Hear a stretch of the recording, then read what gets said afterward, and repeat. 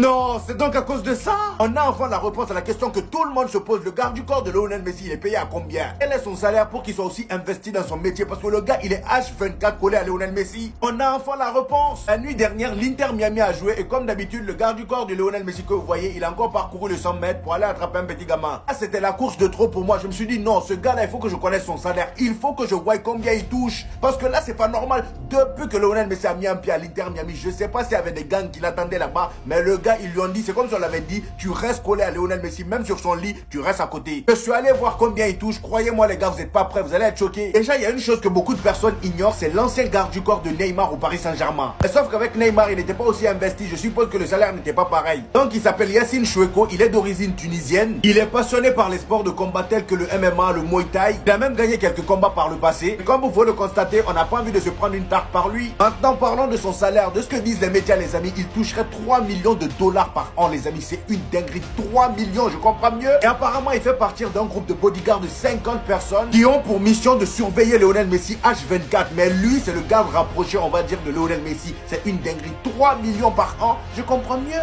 C'est pour ça, dès qu'il y a une mouche qui s'approche, le gars, il court à toute vitesse pour aller l'attraper. Il n'aurait pas fait ça. Qui?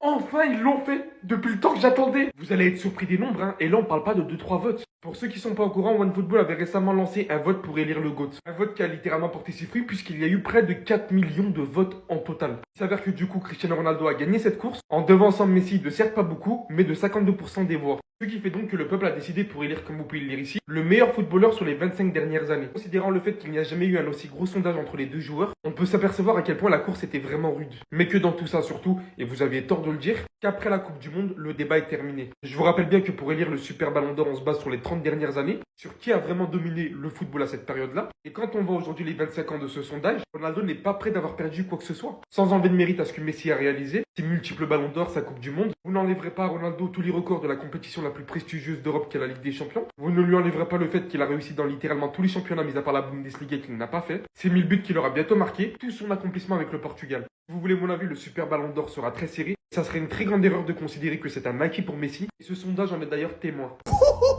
On est reparti pour la Fashion Week de Clairefontaine, les amis, et c'est historique. Jules Koundé a été détrôné par quelqu'un. On commence tout simplement par notre cher Marcus Thuram qui est venu tout en cuir, voilà, jaune, noir, super bien habillé. Ça plairait peut-être pas à tout le monde, mais moi je surkiffe. Je lui donne une note de 8 sur 10. Ensuite, on baisse de niveau. Aurélien Tchouameni, je sais même pas comment décrire ça. Il est venu en plastique. Un ensemble Nike tout simple. Il a oublié que c'était une compétition. Je lui donne une note de 4 sur 10. Ensuite, on a Kamavinga, c'est le même délire. Voilà, lui aussi, il est venu en ensemble tout gris. Lui, je lui donne une note de 3 sur 10. Ensuite, on a Olysée qui est venu avec un sac de course. Voilà, il est habillé avec une veste tout noire, un jean et une petite paire tranquille. Franchement, il est habillé simple. Je lui donne une note de 5 sur 10. Ensuite, on a Zahir Emery qui est venu comme ça. Reste toujours assez simple, mais j'aime bien. Je lui donne une note de 7 sur 10. Pour la première fois de l'histoire, Jules Koundé que tout le monde attendait, les amis. Aujourd'hui, il a déçu. J'ai comme l'impression qu'aujourd'hui, il s'est dit, bon, cette compétition-là, c'est trop facile pour moi. Je vais laisser les autres gagner un peu. Bah, il est venu comme ça. Il a porté un long manteau noir, je sais même pas si c'est Timberland qui l'a porté, et un gros jean. Voilà, c'est tout. Il est venu tout ça, moi j'ai été déçu. Ne vous inquiétez pas, quelqu'un l'a remplacé. Konaté.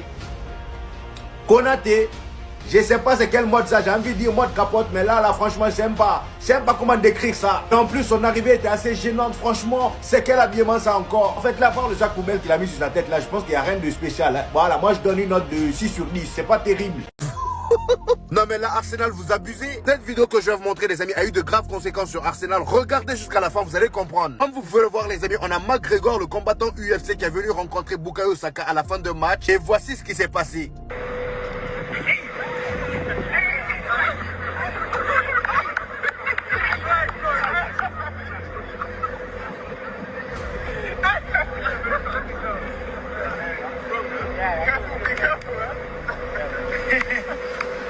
Dans la vidéo, on les voit rigoler, mais Arsenal, vous vous doutez bien que ça les a pas fait rire. Parce que là, McGregor est en train de s'amuser dangereusement avec leur business. Là, on parle quand même de Bukayo Saka. Voici les conséquences de cette action. Afin d'éviter de recevoir ce genre d'image entre McGregor et Bukayo Saka, Arsenal envisage de changer ses protocoles d'après-match. La direction des Gunners n'a pas apprécié ces images. Oh là là, toujours dans la vie, on peut même plus rigoler. Là, c'est comme si Bukayo Saka, il venait voir Conor McGregor et il s'amuse à faire des passements de jambes. C'est pareil. Lui, ce sont ces passements de jambes qu'on vient de voir là. On a faire semblant de vouloir te boumer. Et en plus de ça, dans la vidéo, on voit quand même que Conor McGregor reste assez prudent. Mais non, Arsenal, ils ont pas aimé. Voilà, faut pas titiller leur business. Ils aiment pas ça.